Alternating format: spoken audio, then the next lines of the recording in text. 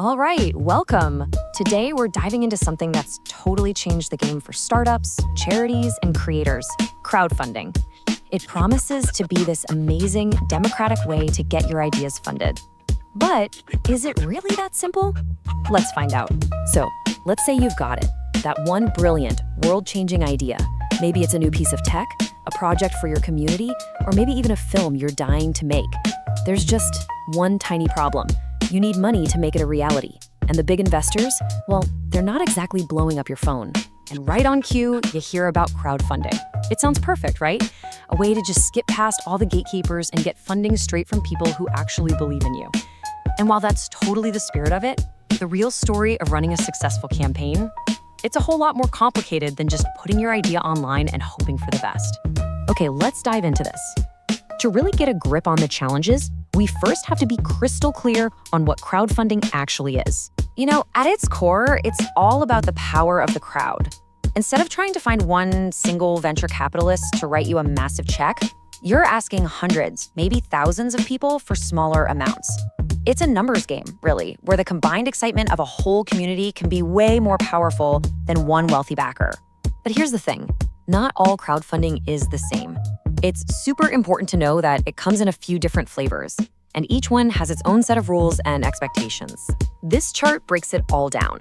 First, you've got your pure donation-based campaigns. Think charities, where the reward is just that good feeling of supporting a cause you care about. Then there's equity-based, which is basically micro-investing. Backers give you money, and in return, they get a tiny piece of your company.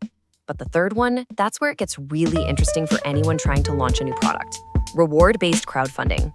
This is the one you've probably seen 1,000 times for cool new gadgets, board games, or unique fashion lines. In this model, people aren't just donating, they are, for all intents and purposes, pre-ordering your product or getting some kind of exclusive perk. Let's use this fictional solar-powered water bottle as an example. You can see how the tiered rewards work their magic. For a small amount, like $25, you get a sticker. It's a low-risk way for someone to say, I support you.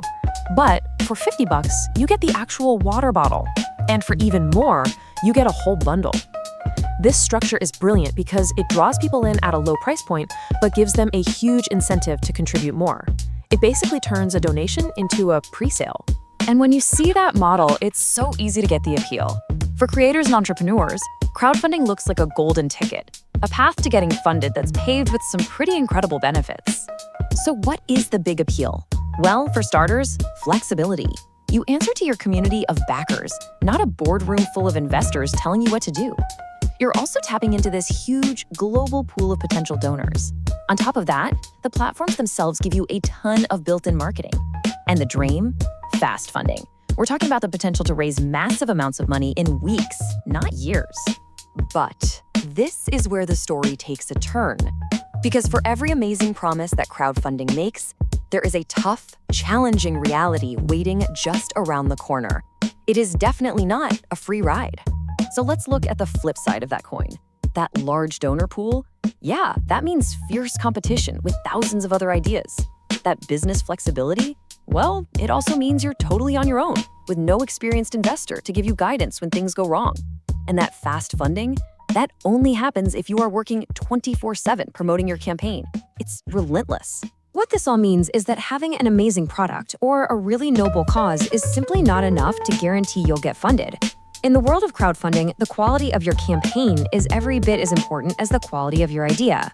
So what does a winning campaign actually look like? It has to have a powerful storyline, backed up by professional-looking videos and photos. It demands that you are constantly online, promoting, engaging, and thanking every single donor. You need a solid business plan to build trust and show you're serious. And finally, you have to make it incredibly simple for people to donate, with a clear call to action. Long story short, running a crowdfunding campaign is a full-time job. And all of this brings us to a bigger and I think more critical question about where crowdfunding is really headed.